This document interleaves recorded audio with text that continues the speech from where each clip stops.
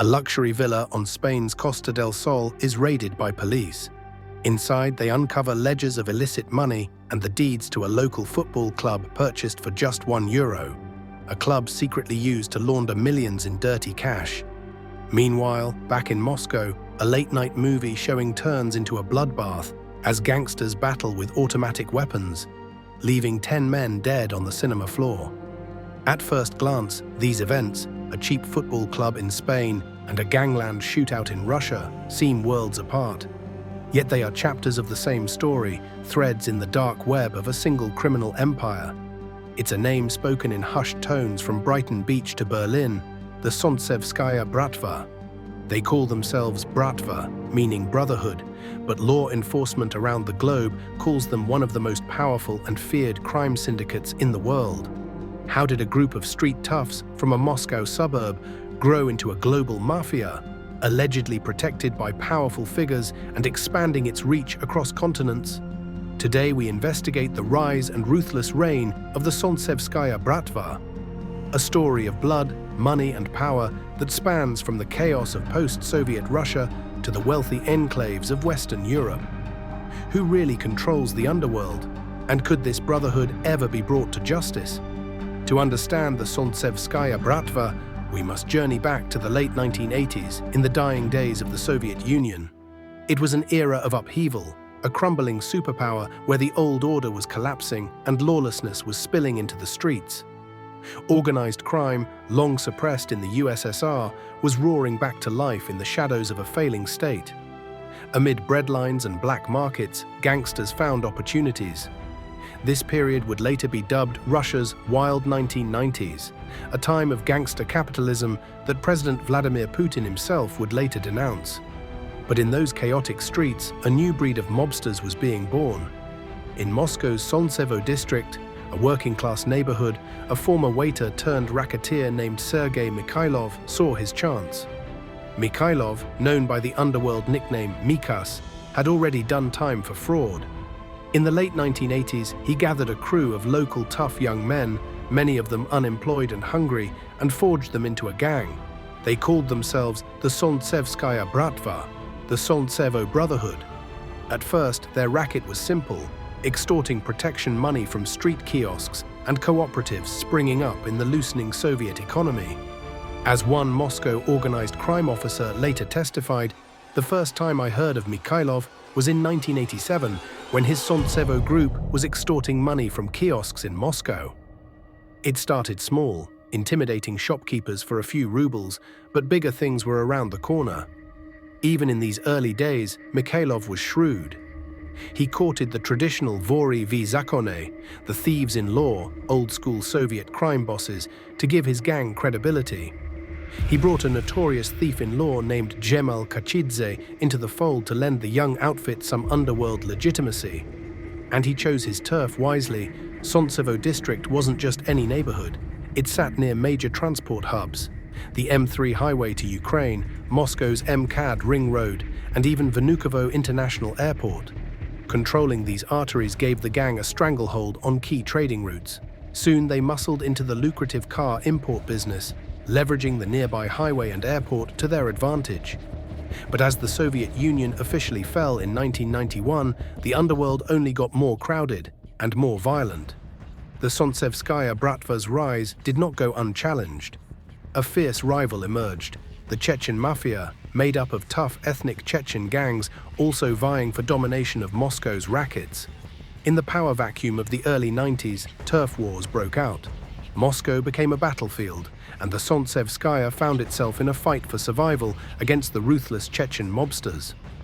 What happened next was all-out gang war. Mikhailov's Solntsevskaya Brotherhood forged alliances with other Slavic crime groups, including the notorious Orekhovskaya gang, to face the Chechen onslaught. The city witnessed car bombs, assassinations, and street gunfights. One infamous incident encapsulated the brutality: a gun battle at the Kazakhstan cinema in Moscow, where gangsters on both sides opened fire in a public theater. When the smoke cleared, 6 Chechen mobsters and 4 Russians lay dead amid the seats.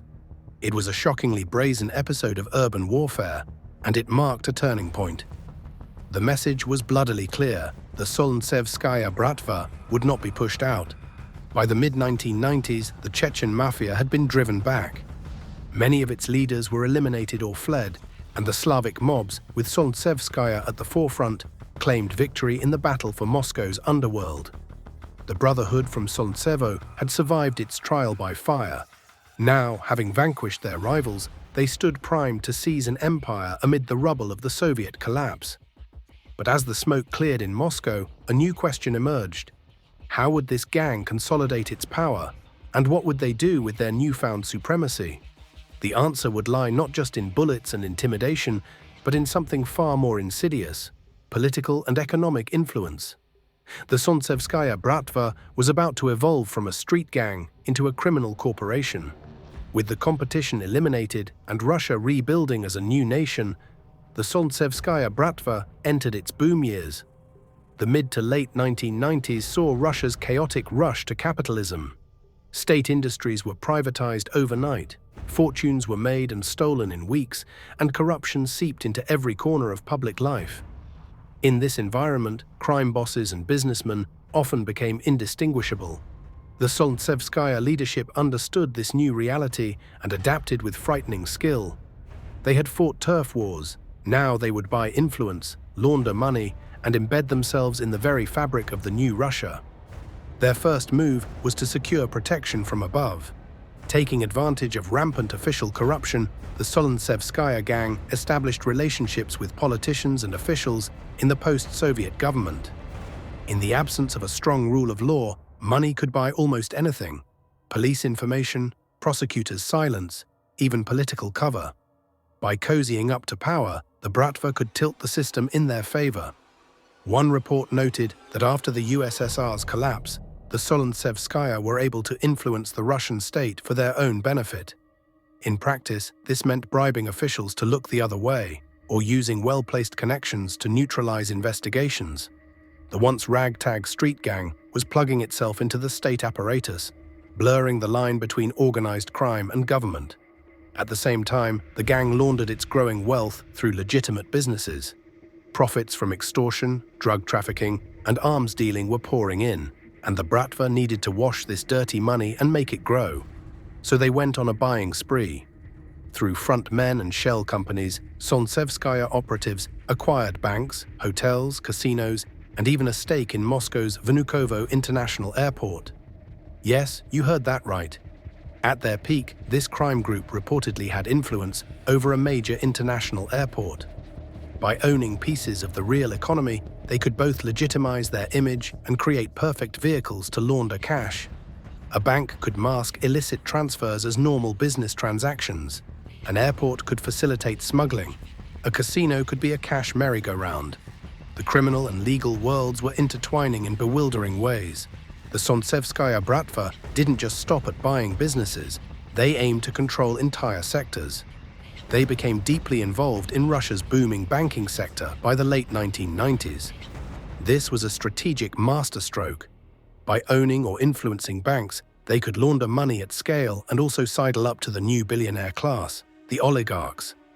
Russia's richest businessmen in the 90s often operated in grey areas themselves, and having a friendly or fearsome mafia group on one side could be very useful in disputes. Soon the Sonvskaya were rumored to be the muscle behind certain oligarchs, while also investing in those oligarchs' ventures to launder funds. Organized crime was no longer confined to back alleys. It was now mingling in high society, boardrooms, and even government offices. During this time, the gang also expanded its criminal portfolio. According to various law enforcement sources, the Solntsevskaya Bratva engaged in virtually every illegal activity imaginable: racketeering, extortion, illegal gambling, arms trafficking, human trafficking, drug smuggling, fraud, and contract murder. If it turned a profit, the Bratva was in on it. They had hundreds of members, around 800 by some estimates, and thousands of associates to carry out operations at every level. From running protection rackets in Moscow, to smuggling heroin from Central Asia, to trafficking stolen artworks, the gang's reach was immense. Crime had become a massive enterprise, and Sonvskaya was arguably the most successful enterprise of all in Russia's underworld. but such a high profile eventually drew international attention. By the mid-1990s, the name Solntsevskaya was becoming synonymous with the term Russian mafia in the eyes of Western law enforcement. In 1995, the FBI noted that Russian organized crime was invading America, and at the top of their list of concerns was the Solntsevskaya group. The Bratva was poised to go global, and indeed it already had. The story of their overseas expansion reads like a thriller and a cautionary tale combined.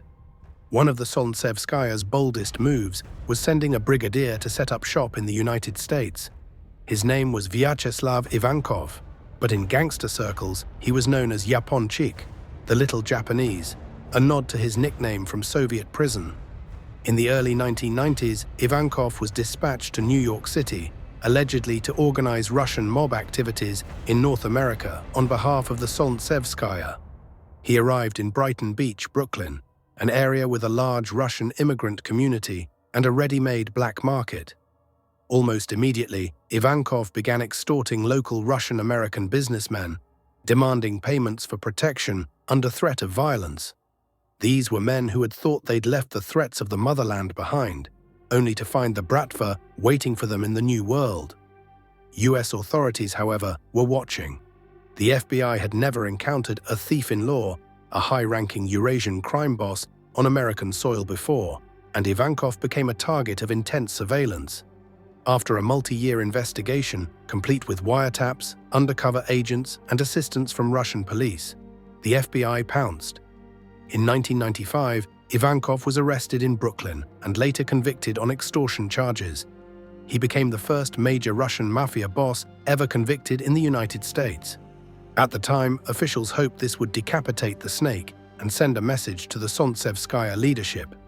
Ivankov's sentencing was splashed across newspapers. The Red Mafia had been served notice, but the Bratva had other Hydra heads growing. Even as Ivankov sat in a US prison, another of Mikhailov's lieutenants was quietly building an empire in an unexpected place: Atlanta, Georgia. A man named Mikhail Odanusa had been sent to Atlanta in the 90s to tap into emerging drug and fraud markets there. Far from the spotlight of New York, Odanusa kept a low profile, and it paid off. While Ivankov's brash tactics drew heat, Odanusa methodically consolidated power in Atlanta's underworld, reportedly establishing a firm grip on the city that would last over 20 years. According to later accounts, he surrounded himself with an army of killers to enforce his will. Local African American and Latino gangs found themselves outgunned and outmaneuvered by this Russian newcomer, who operated with cunning and plenty of imported Bratva muscle. By the 2000s, law enforcement acknowledged that Solntsevskaya Bratva had carved out a stronghold in Atlanta, a startling example of Russian organized crime taking root on American soil. And Odanusa, unlike Ivankov, never faced prosecution, maintaining his criminal enterprise under the radar. The Solntsevskaya reach extended to other continents as well. In the 1990s and 2000s, Western Europe became both a playground and a safe haven for Russia's crime elites. Spain's sunny coast, with its luxury villas and lenient expat culture, earned the nickname Costa del Crime for the influx of mob figures hiding in plain sight. The Solntsevskaya were no exception. They used Spain as a vital base to launder money and invest ill-gotten gains into real estate and businesses.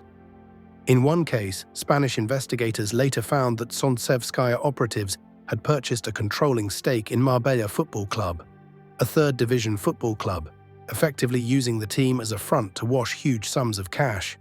The club was infamously sold to a Russian investor for only €1, a token price to facilitate the takeover of its finances. Alongside the football club, they set up a bottled water company and owned part of a golf course. All seemingly innocuous businesses, except that they were channels for mafia money. Europol later estimated that over 30 million was laundered in Spain alone by Russian mafias through such fronts, and authorities believe the true figure of Solntsevskaya's European money laundering is far higher, possibly hundreds of millions of euros across the continent. Another favored haven was Israel. During the 1990s, many high-profile Russian mobsters took advantage of Israel's law of return, which grants citizenship to individuals of Jewish heritage, to obtain Israeli passports, and Solntsevskaya members were among them.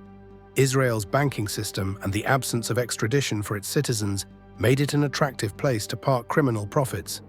The Solntsevskaya Bratva operated in Israel primarily as a financial base, investing and laundering money through local ventures. At one point, some figures linked to the Bratva even attempted to infiltrate Israeli politics, donating to campaigns and cozying up to political figures, a frightening prospect that could grant them influence at the highest levels. However, Israeli law enforcement and intelligence were vigilant. They moved swiftly to counter this penetration and expel or prosecute known Russian mafiosi. The Israeli police in the 90s famously conducted joint operations with the FBI to crack down on Russian crime syndicates. Thanks to these efforts, Sontsevskaya's political ambitions in Israel were largely foiled, though their financial footprint remained. By the turn of the millennium, the Solntsevskaya Bratva had transformed utterly. No longer just a Moscow gang, it was now a transnational crime complex. It forged alliances with other notorious underworld powers. They cooperated with the Bulgarian and Serbian mafias in Europe and built business partnerships with Colombian drug cartels and Chinese triad societies. Through an alliance with the Contrera Caruana clan, a Sicilian mafia family infamous for global narcotics trafficking, the Solntsevskaya gained a direct pipeline into the international cocaine trade.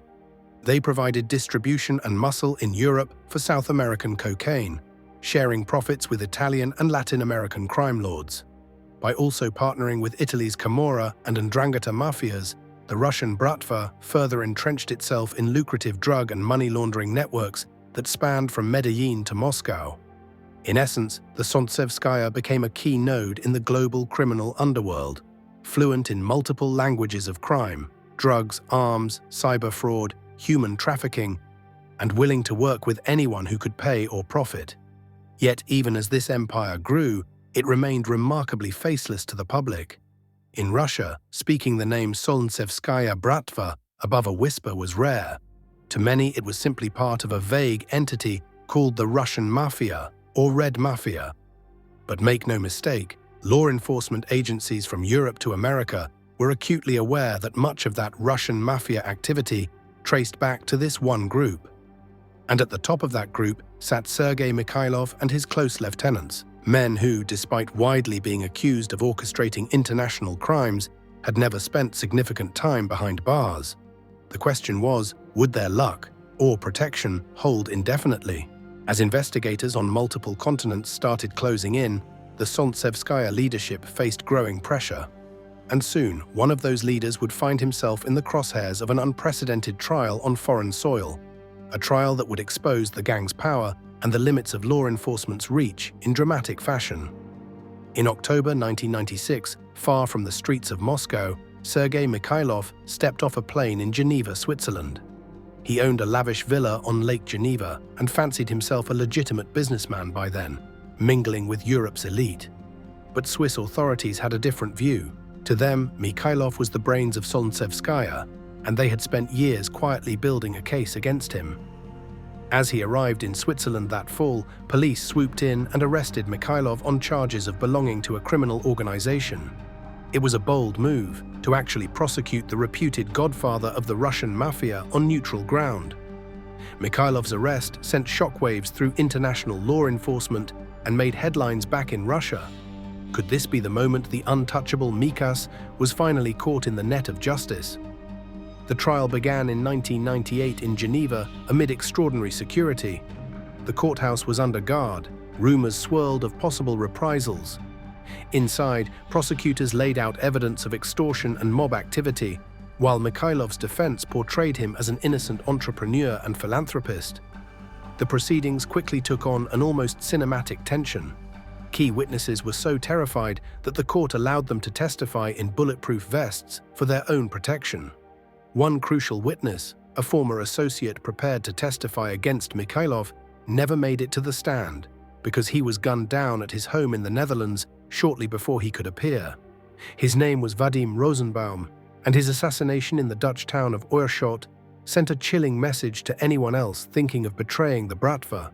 Despite Swiss prosecutors presenting stacks of documents and hours of testimony, the trial's outcome underscored just how slippery the Solntsevskaya kingpins could be.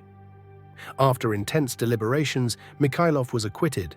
The jury cited lack of hard evidence to conclusively tie him to the Russian mob. Some jurors later admitted they were unconvinced by the prosecution's largely circumstantial case. Others may have been unnerved by the atmosphere of intimidation.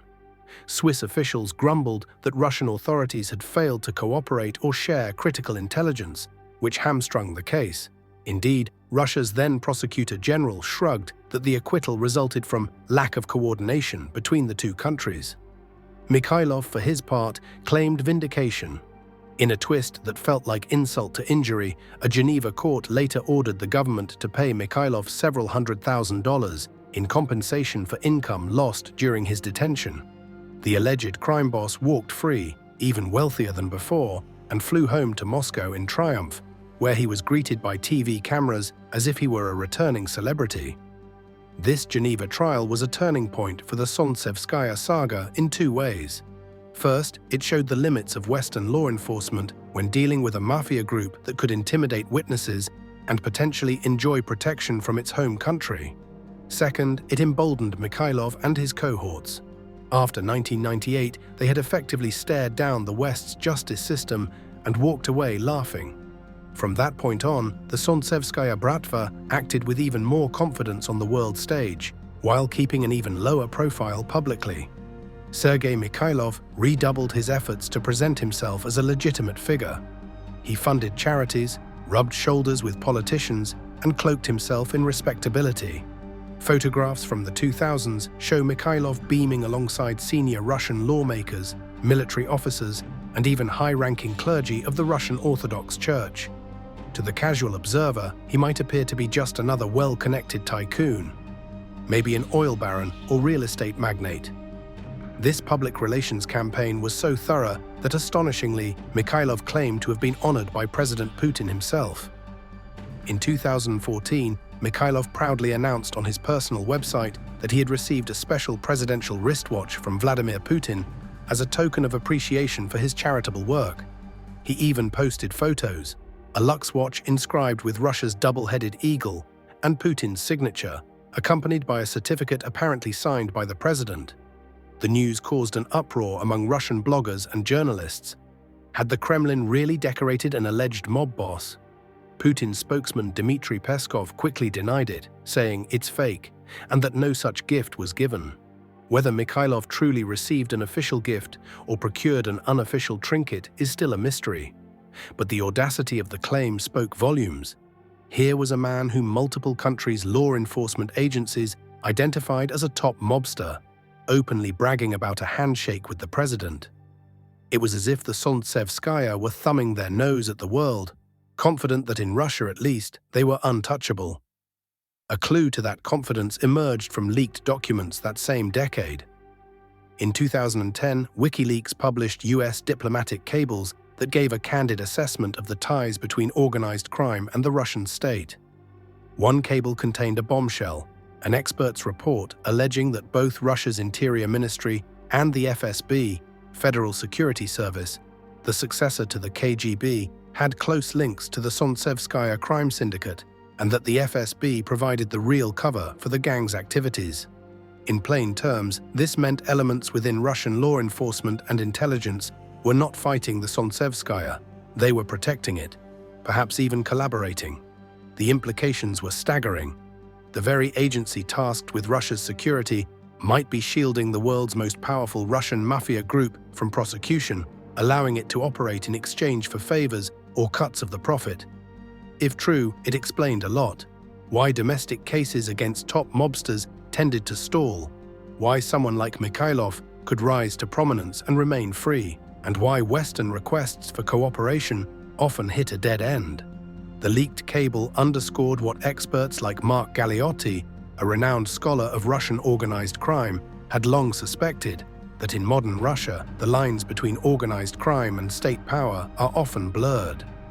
For the Solntsevskaya Bratva, this symbiotic relationship with corrupt officials was the ultimate insurance policy. It meant that as long as they didn't directly challenge the Kremlin's interests, they could operate relatively unhindered at home and use Russia as a safe haven. Bosses like Mikhailov could invest in legitimate ventures, attend government banquets, and sue journalists for libel if labeled mafiosi, all the while knowing that a degree of official shield existed around them. To the outside world, it was a paradox. Russia proclaimed to crack down on organized crime, yet the biggest fish always slipped the net, or were even spotted lunching with political elites.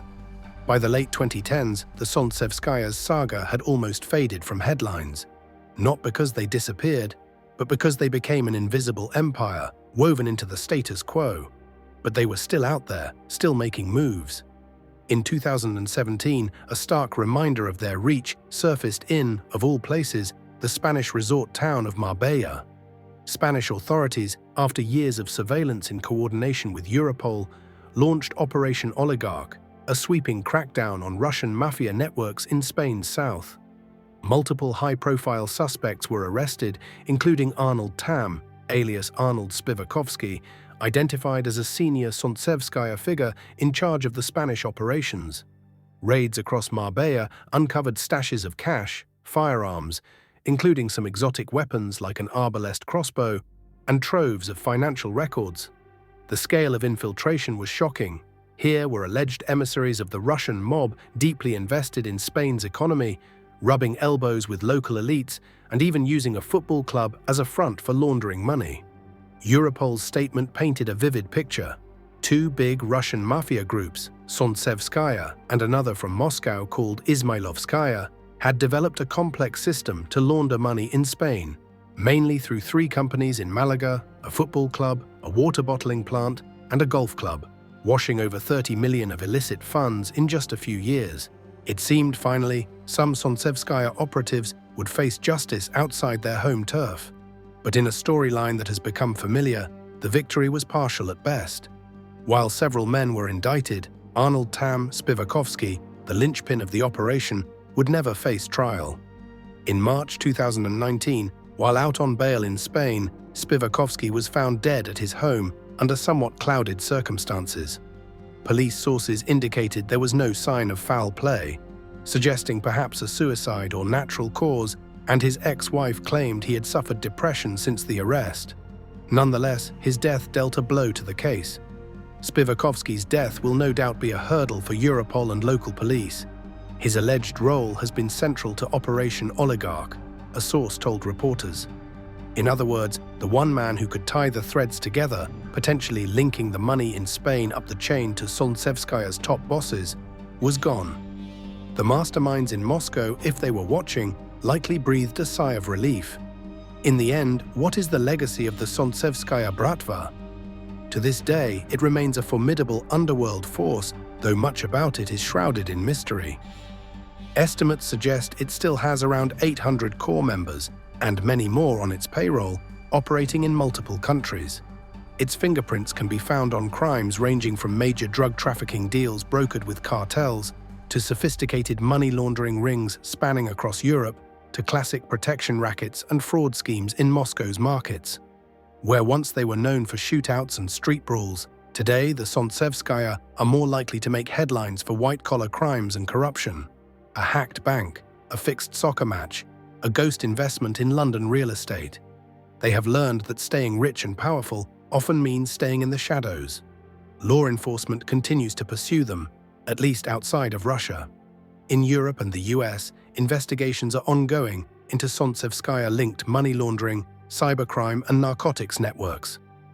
Sometimes there are wins, a trafficking ring busted here, a money launderer convicted there. But the leadership remains largely insulated. Figures like Mikhailov, now in his 60s, live openly in Moscow as ostensible businessmen. They've never been convicted of a crime related to their mob activities. And as long as they reside in Russia, under the protective umbrella that some officials quietly extend, it's unlikely they will see a courtroom from the defendant's side. This reality highlights a sobering truth. The Solntsevskaya Bratva survived by becoming part of the establishment. They adapted from the wild days of the 1990s into the more controlled authoritarian 2000s by being useful to those in power, and thus they endure. Inside Russia, the group's story has almost passed into legend. The wild 90s are over. The overt gang wars are a thing of the past. Moscow now projects an image of order and strength. but scratch the surface, and many believe that the same old Bratva networks still operate, just more quietly. They influence businesses, orchestrate scams, maybe even feed off state contracts. And crucially, they coexist with the government rather than oppose it. As one criminologist quipped, modern Russian organized crime is less about a gang challenging the state and more about criminal businessmen working within the state. Solntsevskaya Bratva exemplifies that evolution. Internationally, the name Solntsevskaya still commands dread in criminal circles. It's cited in law enforcement reports as a top-tier transnational organized crime group.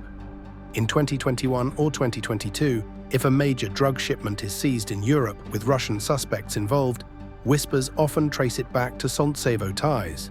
If a complex money laundering scheme is uncovered using offshore companies and Latvian banks, experts note that it bears the fingerprints of methods the Bratva perfected in the 2000s. They have become part of the global shadow economy, a network of illicit trade and underground finance that operates parallel to the legitimate world economy. And they are far from the only ones. Italian mafias, Latin American cartels, Chinese triads, all have gone global too. But what makes the Solntsevskaya unique is the alleged patronage of a major world power's insiders, effectively granting them sanctuary and resources beyond the reach of normal policing.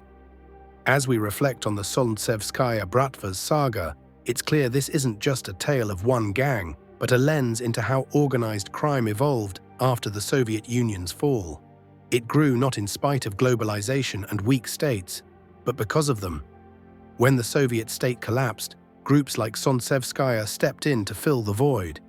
When borders opened and money flowed freely in the globalized 2000s, they rode that wave across the world. And when authoritarian order returned to Russia, they learned to thrive within the system rather than outside it. The story of the Solntsevskaya Bratva leaves us with an unsettling question. What happens when a criminal organization becomes so powerful, so enmeshed in business and politics, that it is virtually indistinguishable from the authorities meant to stop it? The Sontsevo Brotherhood began as a band of street thugs extorting shopkeepers and transformed into an international empire, perhaps even a partner to governments behind closed doors. Their journey from the wild east of Moscow's 1990s to the boardrooms and resorts of the 21st century underworld is a case study in adaptation and ambition. This saga is far from over. As long as there is vast wealth to be made in vice and corruption, and as long as some officials can be bought or influenced, the Brotherhood will find a way to survive. For now, the Solntsevskaya Bratva remains an invisible hand, one that can trigger violence in an instant, or move millions of dollars with a keystroke, all while its leaders walk free. It serves as a stark reminder that the line between organized crime and organized power can sometimes disappear entirely. In the end, shining a light on these dark networks is the first step in combating them.